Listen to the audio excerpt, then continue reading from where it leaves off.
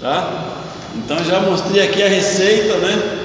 Que o nosso médico indicou que tem remédio, tá? Então, quer dizer, a boa notícia para a gente hoje é que o desânimo, ele tem cura. Não é como algumas doenças que o médico fala: olha, você vai ter que conviver com o resto da vida. Aí você fala: puxa vida, se eu tenho que conviver com o resto da vida, é porque não tem cura, não tem medicação, não tem um remédio que vai curar. Mas para esse tipo de desânimo que a Bíblia está nos falando hoje, que a lição vai nos mostrar hoje, tem cura. Amém? Amém. Alguém lê para a gente o texto básico, por favor. Por isso não desanimamos, pelo contrário, mesmo que o nosso homem exterior se corrompa, contudo, nosso homem interior se renova cada dia, segundo Coríntios 4:16. Amém. Olha que interessante, né? Mesmo que o homem exterior ele se corrompa, tá? Mas o nosso homem interior se renova de dia em dia. Mais uma boa notícia para a gente. Introdução. Quem pode ler para a gente aí, por favor?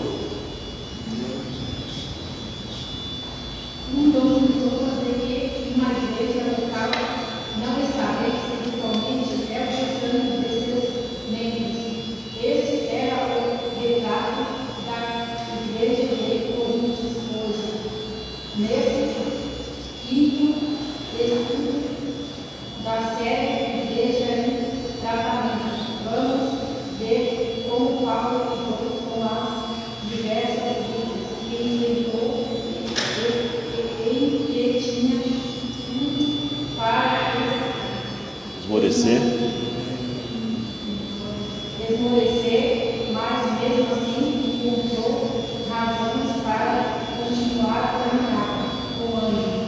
Em 2 Coríntios 4, a 5:10, como médico que receita remédio para curar o paciente, tal receita alguns remédios para o exame que servem tanto para a cardiação e particular, quanto para toda a comunidade encontrar força. Amém. Tá? A introdução, ela deixa bem claro para a gente que hoje, o que acontece hoje dentro da igreja, dentro de uma comunidade, né? Isso não nasceu hoje, não está acontecendo agora nos últimos tempos, né? A gente está falando aqui da igreja de Coríntios, da igreja que o apóstolo Paulo tomava conta na época.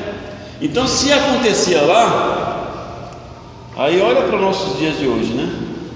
Que tem hora que a gente fala assim: ó, hoje não estou com ânimo, não estou com vontade para fazer isso, não estou com vontade para ir para a igreja, hoje eu estou desanimado. E isso nos joga lá para baixo. E isso nos faz, às vezes, até pensar se vale a pena continuar a nossa caminhada. Sabe por quê? Porque a gente é ser humano. A gente somos pessoas dotadas de sentimentos, de tristeza. Uma hora você está alegre, outra hora você vai: poxa vida, mas você estava tão alegre, né? Agora você está triste, cabeça baixa, o que está acontecendo, né? Aí a nossa pergunta: o que está acontecendo? Porque a gente somos assim. Temos esse sentimento, né? Foi aquilo que a irmã Leia leu lá no texto base, né? Às vezes o nosso homem exterior quer dizer fora, ele se corrompe, né? E a corrupção acaba trazendo uma série de consequências na vida da gente. Mas a gente sabe que tem um outro dentro da gente que vai renovando, né? Que vai dando força, que fala: olha, não para não, continua, né? Às vezes você fala: não, vou parar. Aí o mesmo pensamento que fala para você parar, vem outro que fala: não para não, né? Continua a caminhada, porque sabe das nossas limitações. Foi por isso que Deus enviou Jesus para estar entre a gente, né? E saber como, né? Esse sentimento do ser humano. Porque quando Cristo estava aqui, mesmo ele sendo Deus, 100% ser humano, 100% homem, ele sentiu dor, fome, tristeza, desânimo, frio. Então tudo isso ele passou. Aí por ele passar por tudo isso, ele chegou: pai, o negócio lá é tenso lá, o pessoal lá, entendeu?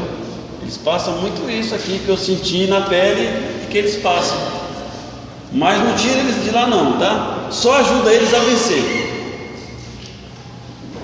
E hoje nós vamos tratar de algo interessante, que é o remédio para o desânimo, né?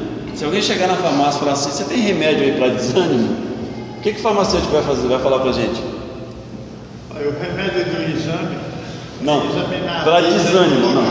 Se o senhor chegar hoje numa farmácia sem receita e falar assim: você tem aí um remédio para desânimo?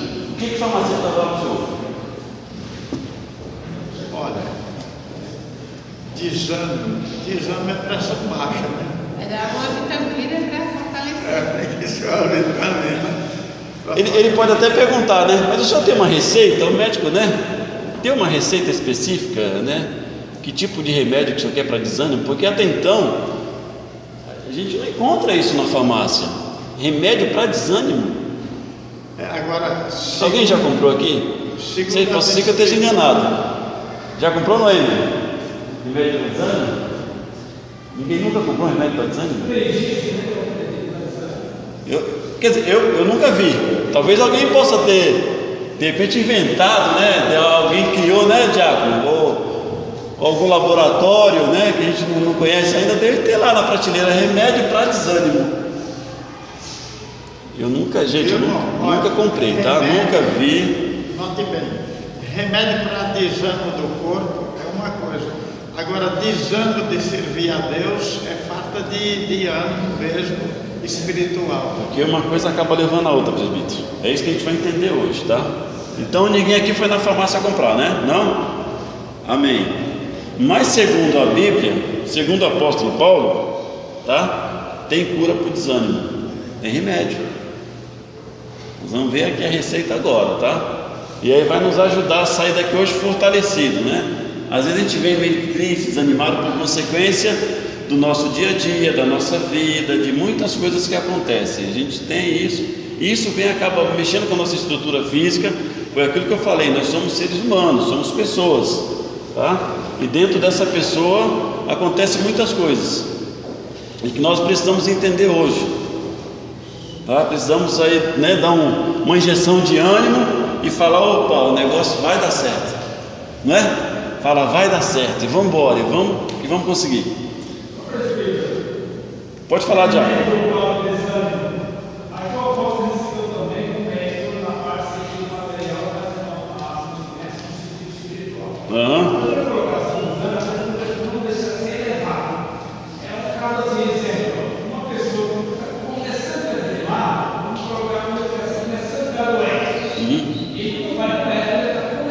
Está começando isso.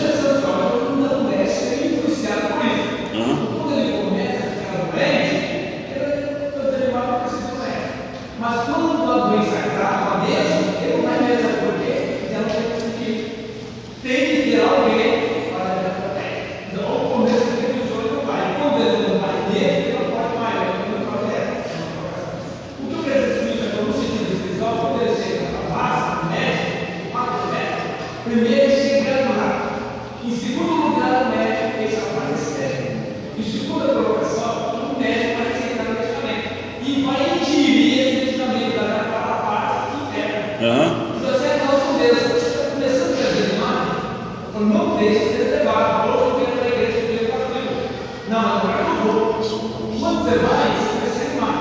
Olha, eu perdi, não vai a pena. Aí você não vai deixar ser levado pelo pequeno desânimo, porque quando você não vai a primeira, não vai a segunda, daí a pouco precisa expor os gatos em casa, ou nós em cada pessoa. O desânimo é muito mais para mim, uma família a expectativa interna. E nós não deixamos ser levados pelo desânimo. Nós colocamos em nós, eu posso ter eu mesmo, eu, graças a Deus,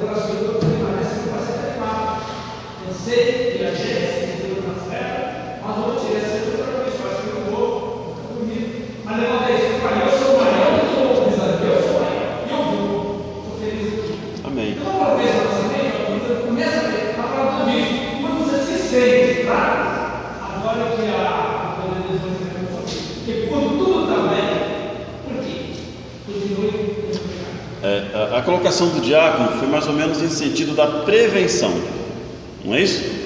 Prevenir antes que o desânimo chegue até a gente, porque depois que ele chegar, que nem um paciente, né? Se ele está sentindo sintomas de uma doença e ele deixar ficar doente para depois procurar o remédio, ele vai encontrar, mas o processo vai ser mais demorado. Se tiver cura naquela situação, vai ser mais dolorido e demorado, né? Mas se a gente prevenir, que é o caso de muitas doenças que eles falam, né? Vocês têm que prevenir antes e ela chegue. Se você prevenir antes, a cura será mais fácil. Se você deixar chegar, a cura será mais difícil, né? Se a pessoa, que nem ele no caso, está começando a ficar desanimado, opa, peraí, não posso deixar que o desânimo me vença, mas eu vou vencer o desânimo com o ânimo. Então eu vou me animar, não vou deixar o desânimo me pegar. Estudando o ensino da carta, precisamos de ânimo para vencer os desafios que são postos diante de nós.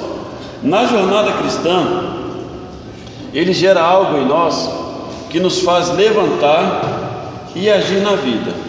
Do contrário, ficaríamos paralisados no trecho de 2 Coríntios que estudaremos hoje. Paulo, ainda defendendo seu ministério de acusações duras e injustas, expõe alguns motivos pelos quais não poderia desfalecer, mesmo diante das mais angustiantes situações. Primeiro tópico, tá? Nós temos aqui 1, 2, 3, 4, 5, 6 tópicos. Um fala sobre o privilégio de servir, o outro fala o conteúdo do Evangelho, o outro fala a consciência da fraqueza, o quarto, a identificação no Cristo, o 5, a renovação no presente, e o 6, a certeza do futuro, tá? Vamos ver se a gente consegue estudar todos eles, para a gente poder entender a proposta desse estudo de hoje, que é remédios para o desânimo. Primeiro, para a gente poder comentar junto, o privilégio de servir. Paulo sentia um privilegiado por exercer o ministério do anúncio do Evangelho. Isso lhe era um antídoto contra o desânimo. Ele diz: tendo esse ministério segundo a misericórdia que nos foi feita, não desfalecemos. O que é desfalecer na nossa visão, no nosso entendimento? Agora é com vocês, o que é desfalecer? Quem é que pode nos ajudar aí? Cansaço, né? Cansaço? Desfalecer não tem ânimo mais para nada, não tem vontade mais de nada. Não quero mais nada, né? Não quero saber, acabou. Então está desanimado totalmente. Está totalmente desfalecido. Quem mais? Fraqueza, estou fraco. É que nem aquelas galinhas da Angola, estou fraco. Elas falam assim, né? Aí você tem que dar uma elas ficar forte, pode. Seria a cantiga da tribo. Então, fraqueza, o que mais? Fraqueza, desânimo e falta de fé. Falta de fé? O que mais? O que mais nós desfalecemos? Fraqueza, desânimo, tristeza, não quero mais saber, joguei tudo para lá, não quero mais. Parei, desanimei. Paulo, ele poderia desfalecer com toda a situação, mas o que ele fez? Desistiu viu o problema, falou assim, não quero saber, jogou o problema para lá, eles que resolvam, né? Não, o que ele fez? Qual foi a atitude do apóstolo Paulo? Ele já fala, ó, tendo nesse ministério segundo a misericórdia que nos foi feita, né? Já não era uma ação dele, né, Dionísio? Já reflete na vida espiritual. Era uma ação de Deus, né? Ele sabia qual que era o ministério, qual que era o chamado dele, qual que era a função dele. E ele falou, mesmo que eles estejam morrendo ou não, vou morrer com eles, eu vou ajudar esse povo aí, né? E 2 Coríntios 4 não fala, né? A palavra desfalecemos aqui não tem a ver com fadiga física, mas com cansaço espiritual. Falta de vontade, né? Então, quer dizer, cansaço espiritual, porque a nossa vida ela rege dessa maneira. A gente fala do físico do ser humano, né? mas a gente fala de uma outra força que vai além do nosso físico, que às vezes o físico não consegue. Aí vem uma força, né, interior, que é aquilo que nós falamos lá, que vem, que nos ajuda e nos dá ânimo, nos levanta para cima. E essa é a função de quem? Do Espírito Santo de Deus, né? De nos ajudar na hora do desânimo, na hora da tristeza, falar assim: olha, vai lá, força e ânimo que vai dar certo, entendeu? Aí vem o remédio, fala, força aí que você vai conseguir, não desanima não. Não olha para a queda não, levanta, né, sacode a poeira, dá volta assim, vamos embora, né? E às vezes se você cair e falar, não vou conseguir levantar, aí você deita de vez, né? Aí ele fala, tanto o apóstolo quanto os seus companheiros não deveria deter-se diante das aflições enfrentadas, nem desanimar. Para eles era uma honra servir a Cristo. Só alcançaram tal posição pela misericórdia. Ao invés de desanimar, deveriam se esforçar-se para fazer o trabalho com zelo e santidade. Deveria rejeitar o que é vergonhoso, né, e astúcia e malícia e distorção da palavra de Deus. Então tudo aquilo que era o contrário, né, ele poderia falar, poxa, se pensa de mim mesmo, né, então fazer o que, né? Aí virar as costas. Não, ele falou, não, vou para cima, né? Vou mostrar que as atitudes deles não estão certas, está errada, né? E vou mostrar como? Na Bíblia, diante de Cristo, diante da palavra, porque ele sabia em que ele tinha crido, né, conforme a Escritura. Ele sabia qual era o Deus que ele estava servindo. Em Jesus, irmãos, não tem derrota, não tem. Só tem um que é derrotado, a gente sabe qual que é. Não vamos nem falar o nome dele aqui. Mas Jesus não. Jesus, ele nos dá o quê? Nos dá vitória, certeza. Você falou, peraí, Jesus, nós somos mais do que vencedores. Sozinho não, em Cristo. Paulo, a gente sabe a história dele. Foi preso, massacrado, caluniado e machucado, mas em nenhum momento ele desfaleceu, ele desanimou. Com a igreja, né? Poderia desanimar com a igreja, mas ele não desanimou. Continuou a caminhada, continuou batalhando, continuou lutando, continuou mostrando para o povo, né, qual que era a função, qual que era o ministério dele em relação à igreja, né? Então tem muitas coisas que os nossos conceitos humanos, os nossos pensamentos humanos nos leva realmente a desfalecer, né? A desanimar na fé. Mas aí a gente não olha para os nossos conceitos, para a gente que é carne, a gente olha para Cristo, a gente olha para Ele, fala, pô, a minha visão tem que ser nele, né? Se vocês for olhar em mim, vocês estão perdidos. Se eu for olhar em vocês, eu estou perdido, porque nós todos somos seres humanos. A gente erra, a gente falha, a gente peca, mas Deus não, Ele é perfeito. Ele é a perfeição, qual nós vamos por Ele. Por Ele que nós vamos seguir. É por Ele que Paulo estava corrigindo a igreja, falando com a igreja. Ele tinha entendido, né, o propósito de Deus. Exatamente. E morrer para Ele em Cristo, né? Era Lucas, não? Outro dia ele estava conversando com o pessoal. Na verdade, já entendia que ele estava morto, né? Para o mundo já não existia mais, né? A existência dele era em Cristo. Era Caminhada com Cristo. Ele ia sofrer. Sabia que ia sofrer. Só que a nossa dificuldade é que a gente também sabe que vai sofrer, mas não aceita o sofrimento. A gente sabe que vai ter luta, mas não aceita as lutas. A gente sabe que vai ter dificuldade, mas a gente não aceita a dificuldade. Não quer dizer que nós temos que viver em tudo isso. Não. Aqui falou o que, né? Lá no começo, falou que tudo isso é temporal, né, Diaconisa? O que é um temporal para a gente? Passa. Aquela chuva forte, pá, arrebenta com tudo, e quando pensar que não, ela estiou. Aí abre o sol. Oxi, cadê o temporal? Passou. E aí começa tudo de novo, né? A caminhada da vida do cristão. E a gente fica mais esperto para se preparar Exato, peraí, ele estava sem guarda-chuva, sem capa de chuva. A chuva veio temporal, Eu já vou deixar né? porque se acontecer, já tem. Né? Não cobri direito a minha casa. Opa, a chuva temporal veio debaixo dele, porque eu não coloquei uns preguinhos, né? Não preguei firme para que o temporal pudesse. Já tem telhado na hora da chuva. Não tem como. Muitas vezes a gente deixa para fazer as coisas em cima da hora. Já quando está para vir, a gente nunca acha que vai acontecer. Nunca vem, né? Então, exatamente.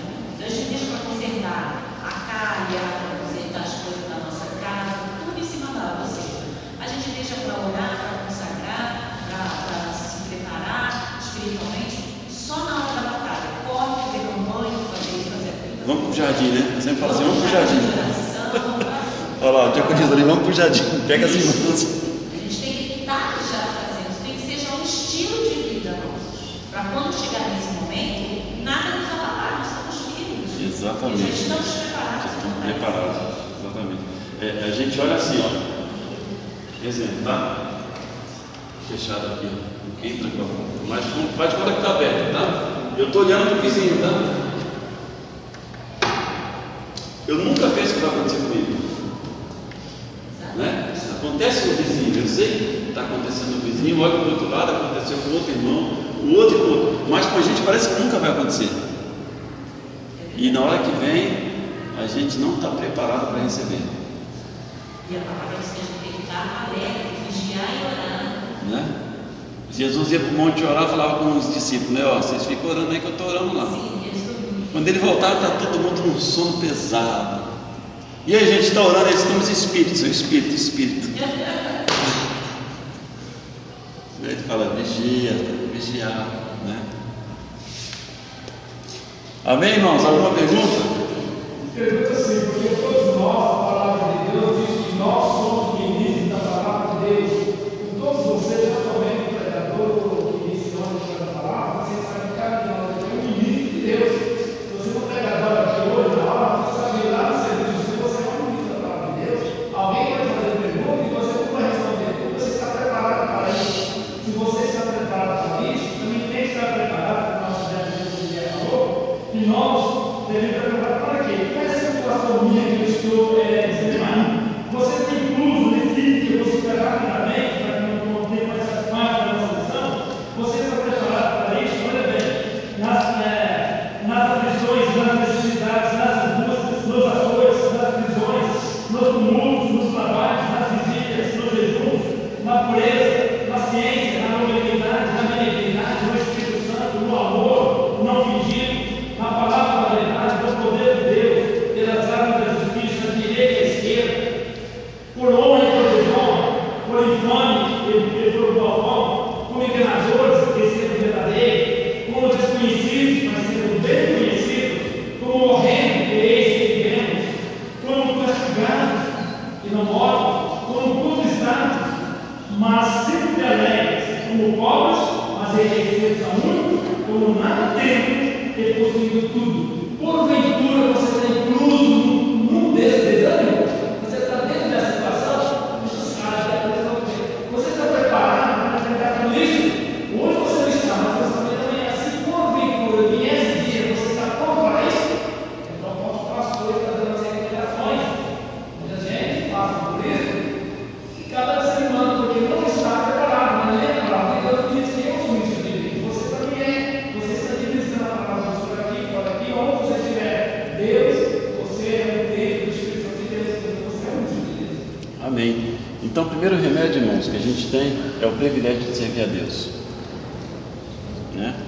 Nós temos um ministério segundo a misericórdia de Deus, não segundo aquilo que nós produzimos, não, é a misericórdia de Deus.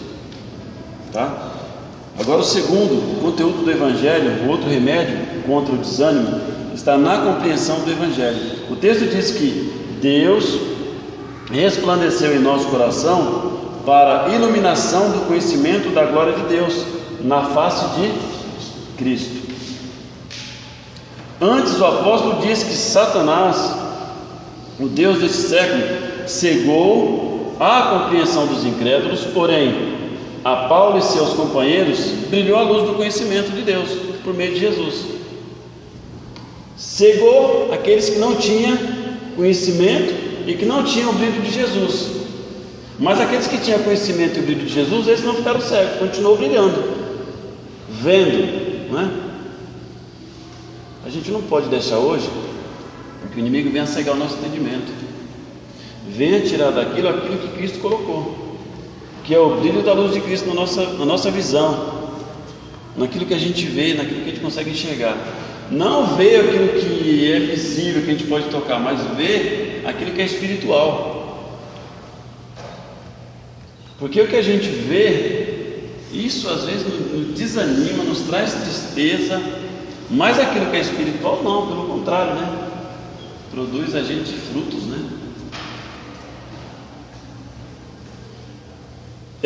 Essa certeza os animava. Apesar das lutas, das perseguições, das enfermidades, das oposições, a certeza de servir a causa de Deus estava no cerne da vida apostólica. Paulo sabia dos frutos que a pregação gerava na vida daqueles que entendiam o conteúdo do Evangelho.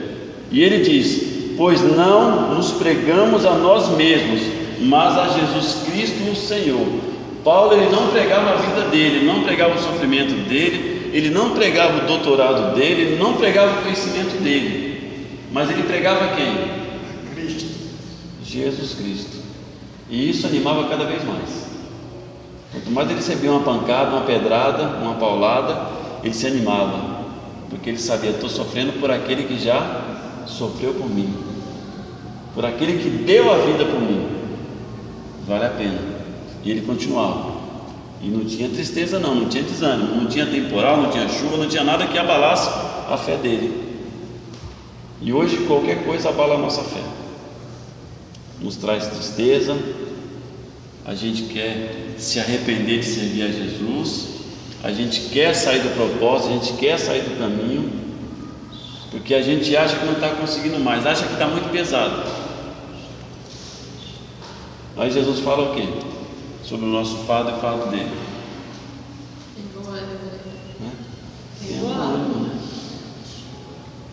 Ele fala: aprende de mim, Roberto, né? Né, Dionísio? Aprende de mim, rapaz. Mas por que eu vou aprender do Senhor? Ele fala: ó, sou manso, sou humilde, tá?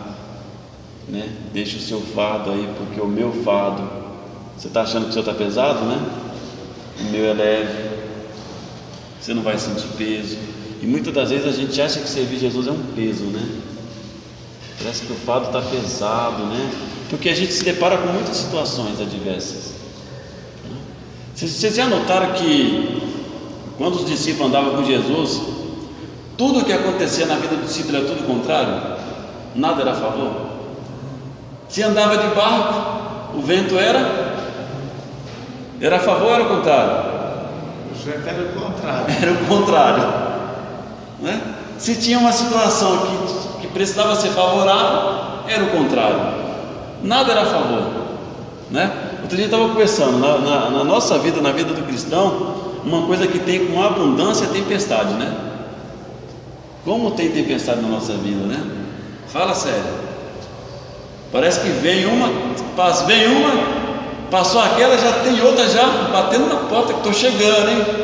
Aí você fala: poxa, mas aquela acabou de passar, já está vindo outra tempestade.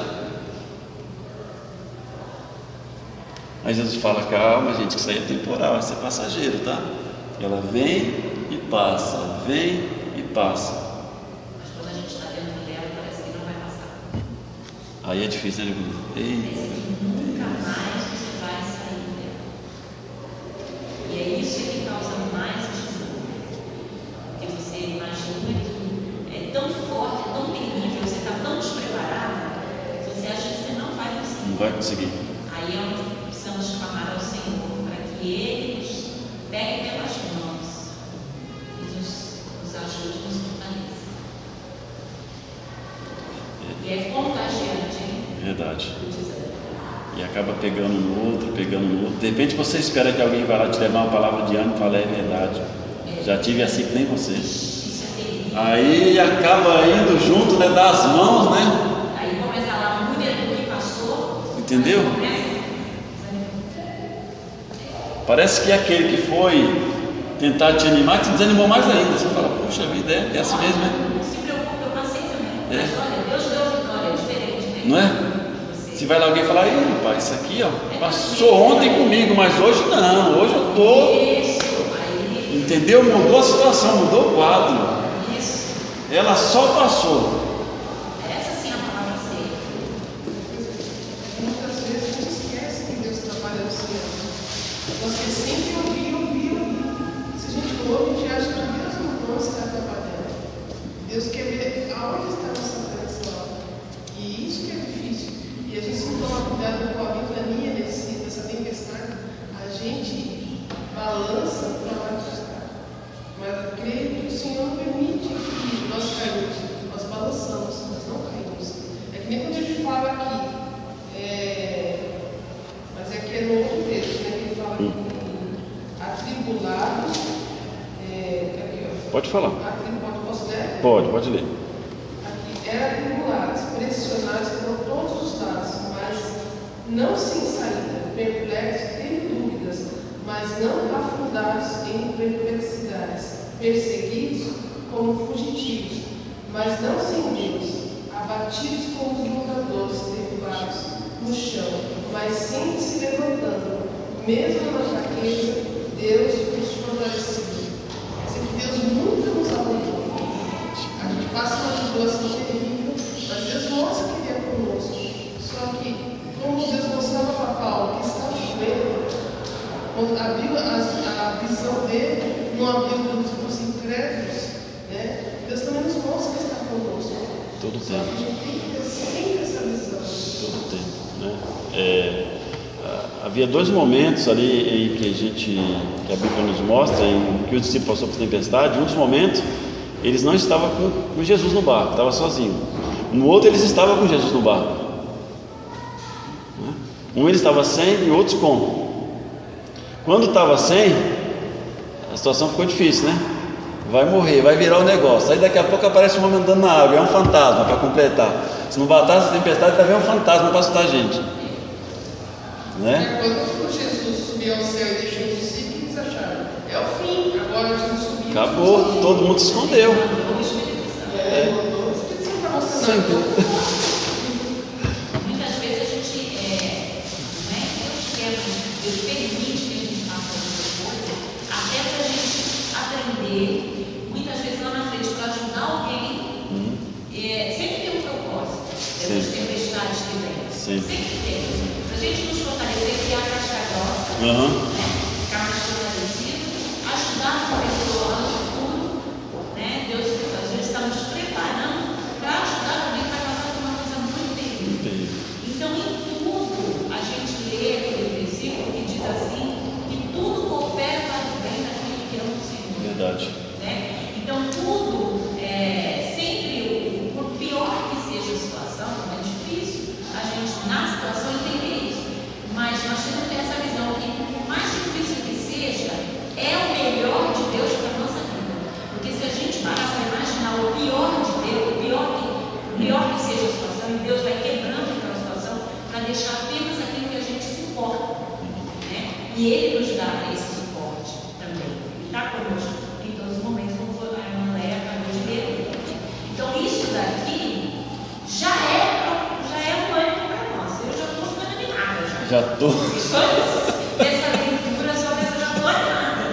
Aquela palavra que o Roberto falou ali, olha, eu assim, mas agora isso já me deu ânimo aqui numa situação. Olha, só essa palavra que ele colocou ali, só por exemplo. Então, eu já me senti fortalecida, já estou ficando animada para algumas situações que estão vindo aí. Então, é isso. Verdade. Pode falar, Léa. Deus dá uma cruz, não posso carregar. Não. Ele dá aquilo que ele sabe. Exatamente, né? Tem gente, eu sei que estão cortando as cruzes, né? Diminuindo, ficando pequenininha, e vai ficar difícil depois. Mas a gente, não, aquilo que ele deu é nosso. Cada um tem a sua dificuldade, né? Os seus problemas. Mas aquilo, o texto que a irmã Léa leu, aqui no tema está assim, ó, a consciência da fraqueza. Tem gente que acha que é o super-homem, né? Sou forte. isso aqui não, entendeu? E a gente tem que, e nós temos que reconhecer que nós somos fracos. A gente é carne, não é? A gente vai vir as lutas, vai vir as dores, as dificuldades. Agora, se a gente for prestar atenção, que seria bom para a gente aprender, é a gente fazer uma visita no Hospital do Câncer, né, Leandro?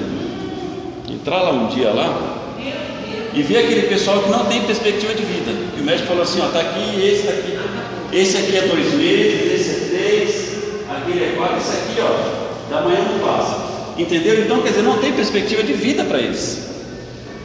Estão vivendo de medicamentos, de drogas, para ver se mantém eles vivos, sei lá quando. A gente tem um exemplo aqui, né? Nós estamos vivendo uma situação muito clara. Exatamente. Nós temos um exemplo aí que é Flávio. A médica falou, você assina um papel aqui, desiste do tratamento, porque não tem mais jeito para você. E ele até estava indo bem, mas aí depois dessa palavra ele acabou. Indo. E aí, quando o médico chegou para ele e falou assim, mas nós não queremos desistir de você, nós não vamos desistir, Flávio, nós não vamos desistir. E ele já virou pano. Aí quando o médico falou assim, liberou para a família foi lá, está com ele, os filhos, os sobrinhos, os irmãos, os cunhados, todos juntos ali no hospital com ele, todos juntos. A igreja tudo orando, a mulher dele mostrando para ele, ó, todo mundo mandando aqui dizendo que está orando por você. E ele estava já assim, com o olho que não abria. E aí o médico liberou comida, tirou aquele, vai comer agora. O médico fazendo de tudo. Quando foi no dia seguinte que a esposa chegou, ele estava sentado na cama, esperando por ela. E essa semana a gente viu uma foto postada, os dois juntos, ele todo feliz, sorrindo e ela feliz, agradecendo a Deus por isso, porque ele está bem melhor. Então, por aí é um exemplo de motivação. A mulher de Deus só desiste, ó, acabou. Igual a mulher de Ló, né? De Jó. A mulher de Jó. Acaba por tudo, se morre. Amaldiçoa seu Deus aí, morre, cara. Eu fico com a mulher de Jó, tá louca. Tanto que o médico foi lá e pediu uma diretoria tirar ela. Era uma residente, ó, tira, porque ela tá acabando, assim. Se cada paciente que ela chega lá fazer um negócio desse, tá ruim, né? Entendeu? Então, isso aí. Nós estamos falando aqui, sobre ministérios, né? Ministérios é totalmente espiritual. Então, o desânimo, ele vem também dessa parte espiritual. O desânimo, ele é um emocional, né? Uma coisa lá, uma janelinha lá que a gente tem na nossa vida, que os psicólogos muitas vezes não explicam aquela janela, mas aquela janela é Deus na nossa vida, é o Espírito Santo na nossa vida, para nos ajudar em todas as outras áreas espirituais, sentimental, emocional e profissional. Então, tudo isso daí. Então, o ministério, quando se trata de ministérios, realmente nós precisamos vigiar e orar muito. Porque quando Deus dá um ministério, é para você ser um ministro da palavra de Deus, para você ministrar alguma coisa na vida de alguém, é para você ministrar as mulheres, é para você ministrar os jovens, é para você ministrar as crianças, é para ministrar a igreja. É ministério, é lidar com pessoas. Então, para isso, você precisa estar forte para ter o que dar para a pessoa. Exatamente. Então, o Senhor você foi escolhido para isso. Muitas vezes a gente está no ministério e fica assim, hoje eu estou precisando receber. Mas muitas vezes você não vai conseguir receber. Você precisa buscar em Deus. Verdade. Porque você tem um ministério. E, por exemplo, às vezes tem situações na vida da gente, do pessoal do ministério, que você não tem como conversar com qualquer pessoa. Ninguém vai entender aquilo. Verdade. Porque é tão forte que não vai entender. Então a única pessoa que vai te escutar é Deus. Verdade. Não tem outra saída, né? Então quando se fala de ministério, Paulo falando de ministério, vocês sabem que o ministério de Paulo realmente foi chamado violento por Deus, né? Para que ele pudesse estar ali. Então, Foi que ninguém acreditava. se trata de ministério, meu irmão, é vigiar e orar. Ninguém acreditava que ele fosse ser o que ele foi, né? Porque o diabo era ministro lá de Deus. Exatamente. Ele era ministro lá no céu. E ele foi expulso. E você acha que ele vai querer que o seu ministério permaneça em pé? Verdade. Claro que não. A função dele é tentar nos impedir, né? Exatamente. Entrar naqueles ventos contrários e tentar desanimar a gente. aquilo que a irmã Léa leu, vou só terminar aqui o texto, no finalzinho fala: apesar da excelência do Evangelho proclamado pelos apóstolos e recebido por seus ouvintes, os cristãos não passam de vasos de barro. Entendeu? Fragilidade do recipiente. Né? Porque o vaso ele é fraco, irmãos. Barro, qualquer coisa dá. Soltar aqui quebra, né, Jesus? Soltar aqui, pô, Você encostando alguma coisa, ele já. os pedacinhos, né? Você entendeu? Então a gente tem que entender isso, né? As nossas fraquezas e limitações, né? 2 Coríntios 4:7. Essa imagem invoca a fragilidade do recipiente, né?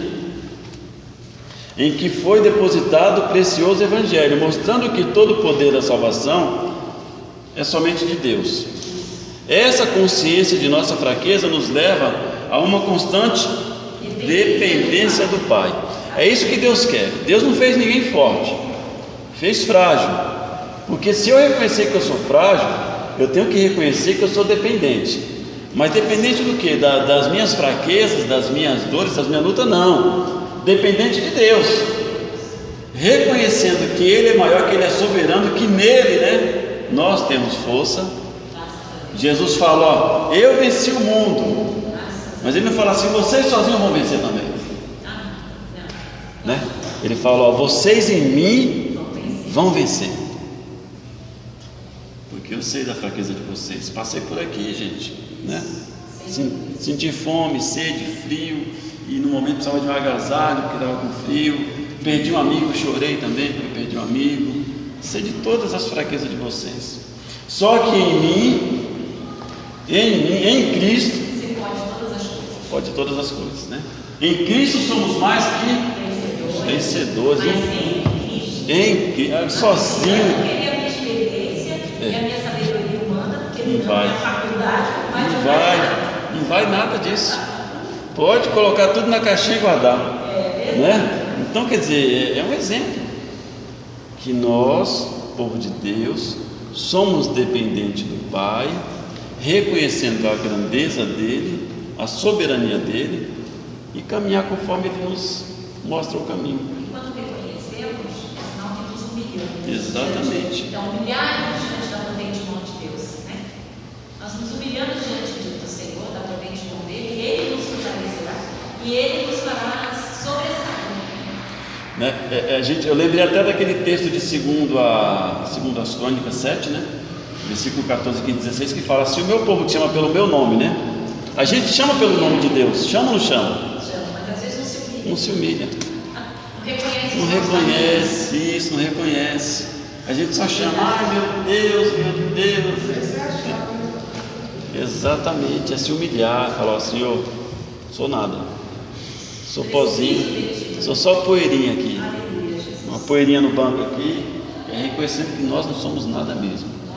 Aí Deus entra com a ação dele, falou: ô Roberto, agora eu entendi que você precisa de mim. Aí agora entra a minha ação. Entendeu? Entra a ação de Deus na vida da gente, não é? Agora eu estou no controle novamente, né? Porque até então a gente quer ficar no controle, né? A gente só liga, nem televisão, pá, põe onde a gente quer. Entendeu?